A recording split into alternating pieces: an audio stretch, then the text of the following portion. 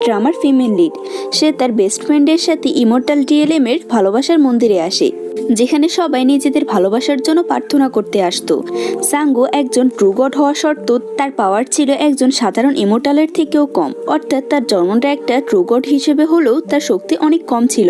সে এদের সবাইকে সাহায্য করতে চায়, কিন্তু তার পাওয়ার কম হওয়ায় তার শক্তিটা উল্টো হয়ে যায়, আর প্রত্যেকটা কাপলের মধ্যে ঝগড়া লেগে যায়। ছেলেরা তখন ছেলেদেরকে পছন্দ করা শুরু করে আর মেয়েরা মেয়েদেরকে পছন্দ করা শুরু করে।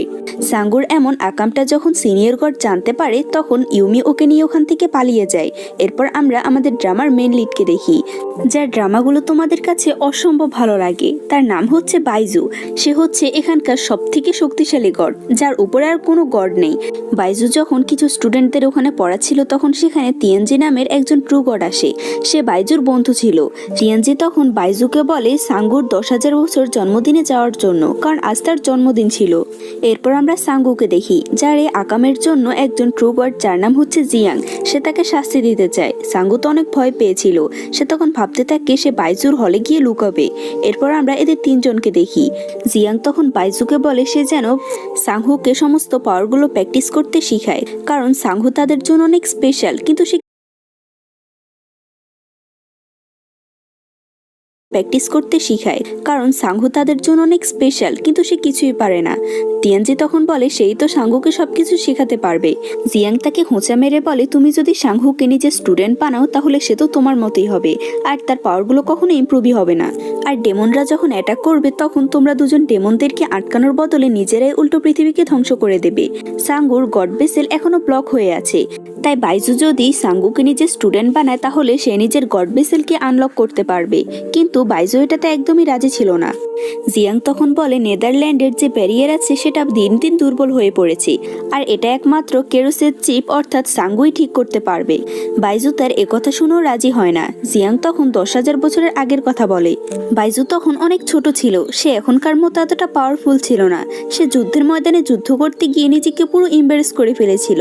এটা শুনে তো বাইজুর আবারও লজ্জা লাগে, কারণ সে যুদ্ধের বদলে নিজেকে কি করে ফেলেছে। এজন্য সে তার কথাতে রাজি হয়ে যায়, অর্থাৎ জিয়াং তাকে ইমোশনালি ব্ল্যাকমেল করে। বাইজু তখন সাঙ্গুর ব্যাপারে জিজ্ঞেস করে। জিয়াং তখন বলে সে ভদ্র, ভালো আর অনেক হার্ড ওয়ার্কিং, সে যা বলবে সে তাই করবে। এটা শুনে তো তিয়ানজি হেসে ফেলে, কারণ সাঙ্গু তো এমন মেয়ে কখনোই ছিল না। এরপর আমরা সাঙ্গুকে দেখি, যে বাইজুর ঘরের বাহিরে একটা গাছের উপর বসেছিল। তখন সেখানে আইস গড আসে, যে বাইজুকে পছন্দ করত, তাই সে তার জন্য অনেকদিন ধরে কিছু ফুল লাগিয়ে রেখেছে। বাইজু যখন ওখানে এসে এসব দেখে, তখন সে এক নিমিষে সে ফুলগুলোকে পুড়িয়ে ফেলে, আর সে সাঙ্গুকেও গাছ থেকে ফেলে দেয়। তাকে ফেলে দিয়েছে দেখে সাঙ্গু তাকে বলে তোমার আমার কাছ থেকে আর আইস গড দুজনের কাছ থেকে ক্ষমা চাইতে হবে। কিন্তু বাইজু তো তার কথা শুনেই না, উল্টো তাকে ওখান থেকে বের করে দেয়। সাঙ্গু তখন জিয়াং এর কাছে যায়, সে যেন বলে বাইজু তার কাছে ক্ষমা চাইতে। জিয়াং তখন তাকে বলে বাইজু হচ্ছে এখানকার সব থেকে শক্তিশালী গড, তাই তুমি যদি তার স্টুডেন্ট হয়ে তার থেকে সবকিছু শিখে তাকে লড়াইয়ে হারাতে পারো, তাহলে হয়তো ও তোমার কাছে ক্ষমা চাইবে। সাঙ্গুর তখন এই কথাটা অনেক ভালো লাগে, তাই সে পরদিন তার মেটদেরকে নিয়ে বাইজুর হলের সামনে চলে আসে। সে অনেক গর্জিয়াস একটা ড্রেস পরেছিল।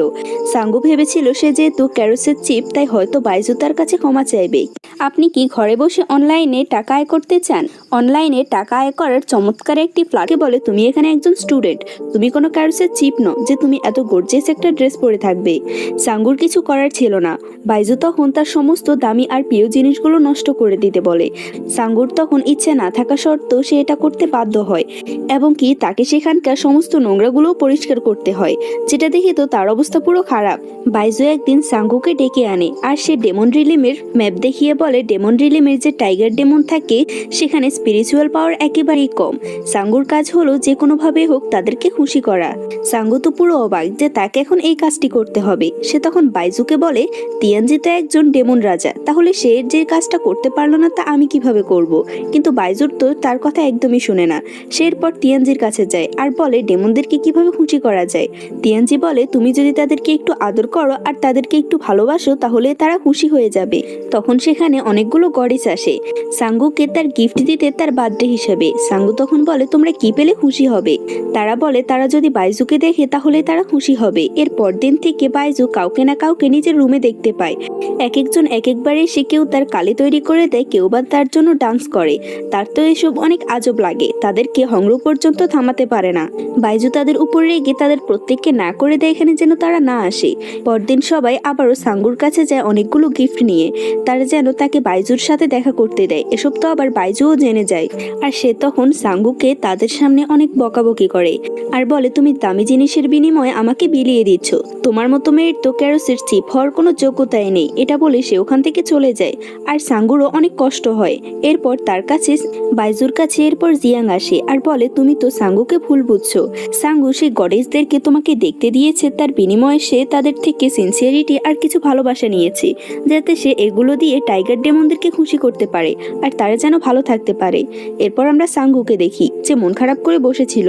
তখন বাইজু তার কাছে এসে বলে, আমার দেয়া তোমাকে এই প্রথম কাজ, যেটা তুমি অনেক ভালোভাবে করেছো। আমি চাই তুমি সবসময় এই কাজটি করো, আর একমাত্র তুমি এটা করতে পারবে। সে তাকে রিওয়ার্ড হিসেবে একটা ব্রেসলেট দেয়, আর তাদের মধ্যে থাকা সমস্ত মিসআন্ডারস্ট্যান্ডিংও ঠিক হয়ে যায়। সাঙ্গুকে এরপর বই পড়তে এরা দুজনে দেখে বলে, বাইজু প্রথম ব্যক্তি যে সাঙ্গুকে দিয়ে বই পড়াতে পেরেছে। সাঙ্গুর কাছে এরপর একটা লেটার আসে, যেটা সুয়ান নামে সে ডেভিল রাজা পাঠিয়েছে। সে কেরোসের চিপের সাথে দেখা করতে চায়। তারা তিনজন যখন এটা জানতে পারে তখন তারা বলতে থাকে, একটা যুদ্ধ তো অবশ্যই হবে, এটা কেউই আটকাতে পারবে না। সাঙ্গু তখন বলে, তোমরা আমাকে এই ডেভিল রাজার কাছে তো একদমই পাঠাবে না। একে তো আমার শক্তি কম, দ্বিতীয়ত আমি যদি ওখানে যাই তাহলে ডেভিল রাজা আমাকে এক নিমিষে মেরে ফেলবে। তারা তিনজনে তখন সাঙ্গুর পারমিশন ছাড়াই ডিসাইড করে নেয় বাইজু সাঙ্গুকে স্কিল শিখাবে আগামী 3 মাস। এরপর তারা চারজনে মিলে সেই ডেভিল রাজার মোকাবেলা করবে। সাঙ্গু তখন এদের থেকে বাঁচার জন্য সে এখান থেকে পালাতে চায়, কিন্তু বাইজু তো তাকে অন্য একটা জায়গায় নিয়ে আসে যেখানে একটা ব্যারিয়ার ছিল। না সে এই জায়গা থেকে বের হতে পারবে, আর না ডেভিল রাজা এখানে চলে আসতে পারবে।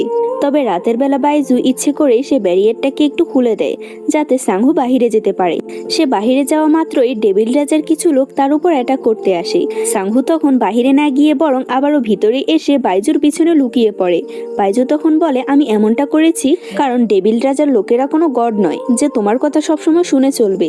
বাইজু পরদিন তাকে ঠিক 10,000 বছর আগের ঘটনা বলে। ডেভিল রাজা সুয়ানি ছিল 10,000 বছর আগে এখানকার ক্যারোসের চিফ।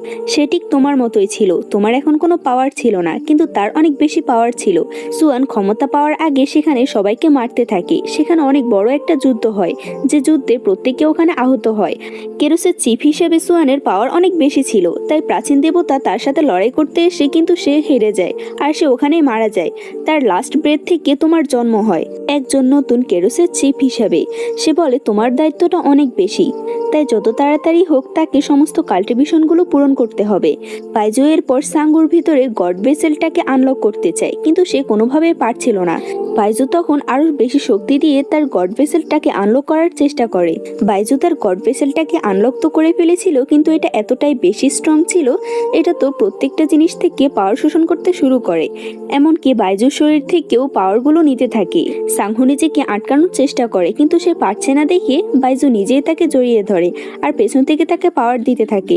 সাঙ্গু অনেক কষ্ট করে নিজেকে কন্ট্রোল করে। তারা দুজনে তখন দুজনে অনেক ক্লোজ ছিল, আর তারা দুজনেই তখন দুজনের প্রতি অ্যাট্রাক্ট ফিল করে। বাইজু যেহেতু সাঙ্গুকে নিজের পাওয়ার দিয়েছিল, তাই সে একটু দুর্বল হয়ে পড়ে। সাঙ্গু তখন নিজে তার জন্য মেডিসিন তৈরি করে আনে। বাইজু এরপর ঠিক হওয়ার পর সে তাকে তরোয়ালবাজি দেখাতে থাকে, যাতে সে সাঙ্গুকে এটা শিখাতে পারে। সাঙ্গু তখন তার দিকে একদৃষ্টিতে তাকিয়েছিল। বাইজু এরপর নিজ হাত দিয়ে সাঙ্গুকে তরোয়ালবাজি প্র্যাকটিস করাতে থাকে। সাঙ্গুর তো এই বিষয়টা অনেক ভালো লাগে। কিছুদিন এভাবে প্র্যাকটিস করে কেটে যায়, আর সাঙ্গু তো অনেক কিছু ইমপ্রুভ করতে পেরেছে।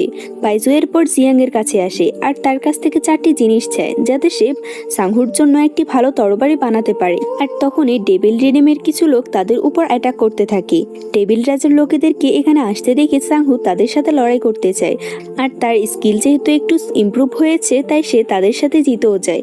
কিন্তু হঠাৎ করে তার ডিভাইন ট্রায়ালটা শুরু হয়ে যায়। সাঙ্গু যেহেতু এতটা পাওয়ারফুল নয়, তাই বাইজু সেই থান্ডার বোল্টগুলো আটকাতে চায়। এই বোল্টগুলো তো তাকে অনেক আঘাত করছিল।